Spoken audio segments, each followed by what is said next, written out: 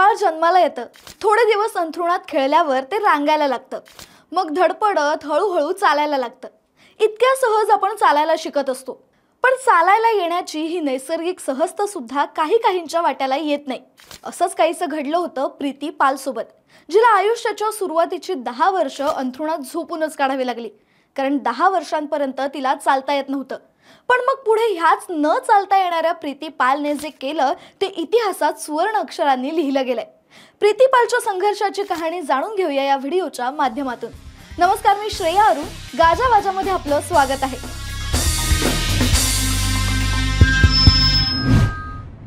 22 September 2000 रोजी उत्तर प्रदेशच्या मुझफ्फरनगरमध्ये प्रीती पाल हिचा जन्म झाला।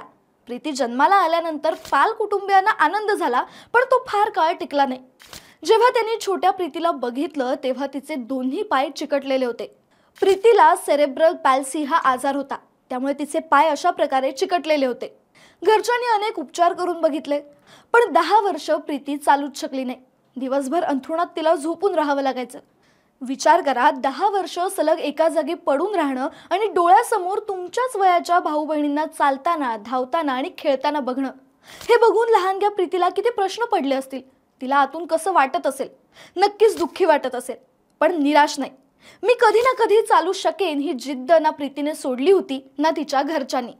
ते तिला चांगले उपचार मिळवण्यासाठी प्रयत्न करत राहिले। योग्य ते उपचार मिळाल्यानंतर जेव्हा प्रीतीला स्वतःच्या पायावर उभं राहता येऊ लागलं, तेव्हा चालण्यापेक्षा तिचं मन धावण्याकडे जास्त होतं। ती चालतानाच धडपडायची, पण धावण्याचा प्रयत्न करायचीच। आणखी चांगल्या उपचारासाठी जेव्हा तिला दिल्लीला नेण्यात आलं, तेव्हा तिची ओळख झाली प्रशिक्षक गजेंद्र सिंग यांच्याशी। सलग 10 वर्ष न चाललेल्या प्रीतीने गजेंद्र सिंग यांच्या मार्गदर्शनाखाली धावण्याचं प्रशिक्षण घेण्यास सुरुवात केली। ही सांगायला आणि ऐकायला जितकी सहज गोष्ट वाटते, तेवढीच ती कठीण आहे। अथक परिश्रम आणि मेहनतीच्या जोरावर तिने पॅरा स्पर्धांमध्ये स्वतःची ओळख निर्माण केली। वाटेत आलेले अनेक कठीण टप्पे पार करत प्रीतीने वर्ल्ड पॅरा ॲथलेटिक्स चॅम्पियनशिपमध्ये कांस्य पदक पटकावलं।